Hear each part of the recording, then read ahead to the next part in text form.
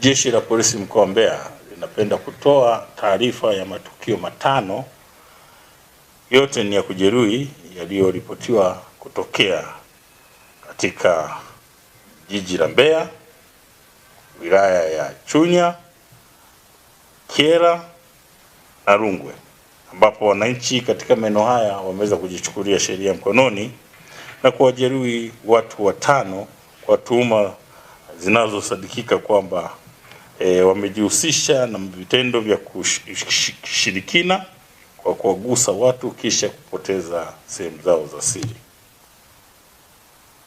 Matukio hayo yametokea kwa nyakati tofauti kati ya tarehe 3 mwezi wa 4 mwaka 2026 na tarehe 4 mwezi wa 4 mwaka 2026 katika maeneo ya Maendeleo jijini Mbeya na eneo la Kabwe jijini Mbeya.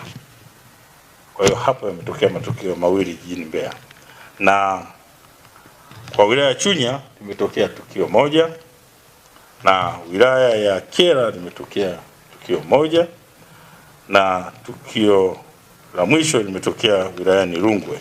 Watuhumiwa ambao wanaendelea kushikiliwa kutokana na kuzua hii taharuki, mpaka sasa hivi wamekwisha fikia idadi ya watuhumiwa 8, ambapo Jeshi la Polisi mkoa wa Mbeya sasa linawashikilia na kufanya mahojiano nayo kuhusiana na haya matukio matano, ambao ni Hudson Kapemba mwenye umri wa miaka 20, mkazi wa Mwaoga, kata ya Makongorosi, wilayani Chunya. Mwingine ni Ismail Ramadhani miaka 42, mkazi wa Shewa jijini Mbeya. Mwingine ni Kennedy Simtengu miaka 35, mkazi wa Nkuyu. Ambwene Mwasongwe miaka 35, mkazi wa Karumburu.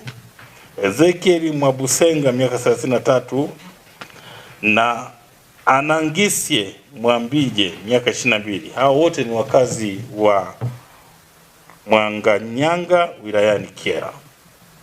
Na wa mwisho ni Saidi Mwakyusa mwenye umri wa miaka 33, huyu ni mkazi wa Makongorosi wilayani Chunya. Hawa sasa wanaendelea kushikiliwa kwa tuhuma za kuzua taharuki na kupelekea kujeruhiwa kwa baadhi ya watu kwa silaha za jadi, kwa kile walichokitaja kwamba hawa wanawagusa watu na matokeo yake kuwasababishia sehemu zao za siri kupotea. Kwa hiyo ambao ni wahanga na wao pia tunaendelea kuwashikilia na kuwahoji. Kwanza ni Veniko Msangaware miaka 20, huyu ni mkazi wa kijiji cha Nambizo wilayani Mbozi katika mkoa wa Songwe. Na pia kuna mtu mmoja ambaye mpaka sasa hivi hajafahamika jina, mwenye umri kati ya miaka 25 mpaka 30. Na mwingine ni Ana Kisambwe mwenye umri wa miaka 37, huyu ni mkazi wa Mbugani wilayani Kyela. Na Eliud Duncan miaka 20, huyu ni mkazi wa Katumba Tukuyu. Hao wote wanashikiliwa kwa kujihusisha sasa na vitendo hivi vya kuwagusa watu na kuwapotezea sehemu zao za siri.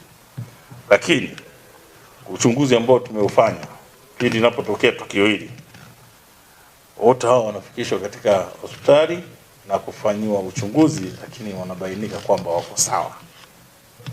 Kwa hiyo tumegundua kabisa kwamba hii ni taharuki ambayo inazuriwa na watu, kikundi cha watu kwa nia fulani ambayo wanahitaji aidha kupora mali au kujipatia fedha.